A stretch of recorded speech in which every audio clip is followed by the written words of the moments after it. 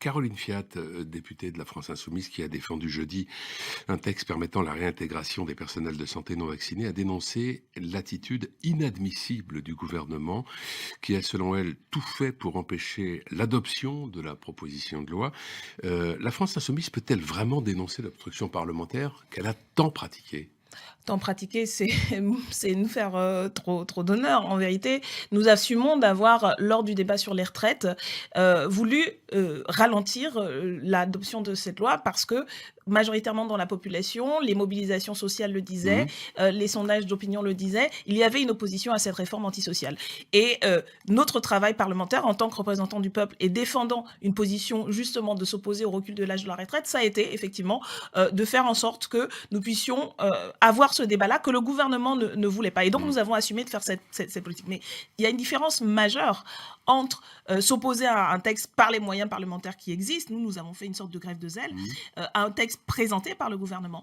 Et ce qu'a fait le gouvernement, c'est saboter la niche parlementaire d'un groupe d'opposition. Il faut rappeler que les groupes d'opposition n'ont qu'une seule journée où nous pouvons débattre de nos textes. Déjà, dans la C'est-à-dire plupart que du vous temps à avez la l'Assemblée, possibilité de présenter vos voilà des textes et qu'ils textes soient et débattus. on a Mmh. de 9 heures à minuit Mmh. pour discuter de l'ensemble de nos textes. Nous avions déjà fait un choix assez difficile Mmh. de ne pas aller au bout de tous les textes que nous souhaitions débattre, puisque une partie, l'ensemble avait été présenté en commission, mais étant donné justement ce que nous savions de ce qui était prévu par certains d'autres groupes, nous avons retiré des textes pour pouvoir aller au bout de Mmh. textes importants, la constitutionnalisation de l'IVG, Mmh. Qui a été euh, adopté. la corrida que nous n'avons pas pu Mmh. débattre jusqu'au bout et la réintégration des personnels soignants. Je rappelle un point quand même important aussi, c'est que à l'Assemblée, c'est peu su, mais en vérité, les 3/4 des textes, ce ne sont pas les députés qui les proposent, c'est le Mmh. gouvernement. Mmh. Donc on avait déjà un gouvernement qui écrase le Mmh. Parlement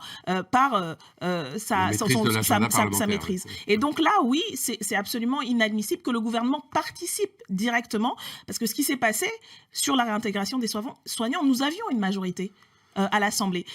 Il y a eu un vote pour supprimer l'article principal du texte et il a été rejeté. Donc nous avions la majorité, il y avait le temps de pouvoir le discuter et donc c'est le gouvernement qui, par un subterfuge, s'est mis à introduire des amendements pour qu'il y ait obstruction. Et c'est vrai que ça, c'est assez inédit, tellement que ça a suscité de la part de tous les groupes d'opposition des échanges carrément, j'allais dire, les règles du jeu qui sont déjà assez défavorables aux parlementaires et surtout sur ce point-là de la réintégration des soignants. Je rappelle que c'est une situation extrêmement injuste socialement qui ne se justifie pas sanitairement. D'autres pays en fait sont revenus là-dessus et on parlait de l'outre-mer tout à Mmh. l'heure.